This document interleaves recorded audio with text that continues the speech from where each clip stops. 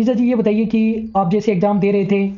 या फिर सीए आपका हो गया था, कोई जॉब वग़ैरह नहीं कर रहे थे, तो खुद को कैसे मोटिवेट रखा? किस पर्सन ने, किस चीज़ ने आपको मोटिवेट किया? सर ऐसा है कि सर जब जॉब नहीं कर रही थी और घर पर थी तब भी हमेशा मन में लगा रहता था कि यार मेरे बराबर के लोग कहाँ गए, कोई प्रमोटेड हो रहा है, कोई कौन-सी जॉब में है, कुछ ना कुछ तो कर ही रहे हैं। मैं हूँ ऑफ़िस में 2 घंटे दिए, 3 घंटे दिए, पर जितना वर्थ आना चाहिए, जितनी प्रोडक्टिविटी मैं अपनी नॉलेज और अपनी एक्सपीरियंस से वर्थ निकाल सकती हूँ, वो नहीं हो पा रहा था। तो कहीं न कहीं डिमोटिवेशन तो था,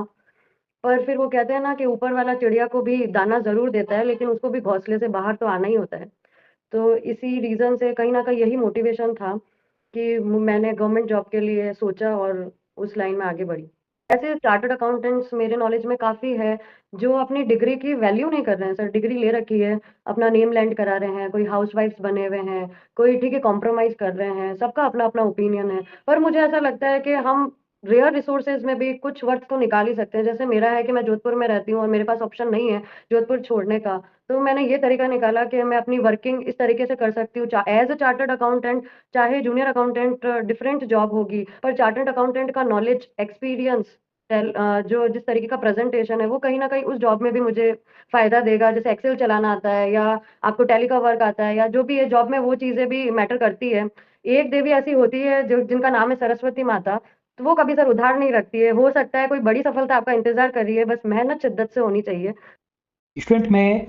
इस बात से हटकर एक एक्स्ट्रा बात आप लोगों से करना चाहूँगा। देखो इस चीज़ में कोई दिक्कत नहीं है, अगर कोई चार्टर्ड अकाउंटेंट है और हाउसवाइफ़ बना हुआ है, कोई दिक्कत वाली बात नहीं है। मैं ये मानता हूँ कि जितनी मेहनत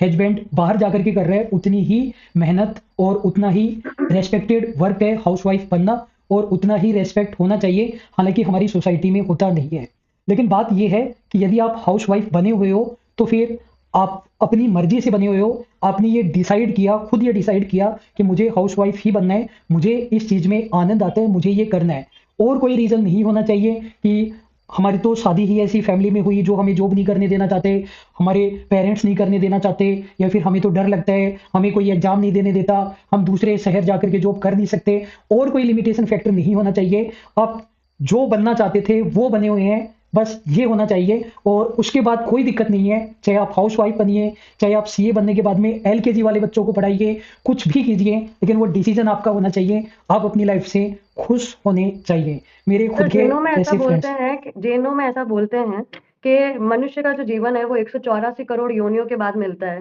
तो हमें लगता है कि अगर हमने ये जन्म लिया है तो अगर हम अपनी लाइफ़ अपने तरीके से हैंडल करें और अपने स्ट्रॉन्ग डिसीज़न लेके करें तो कोई प्रॉब्लम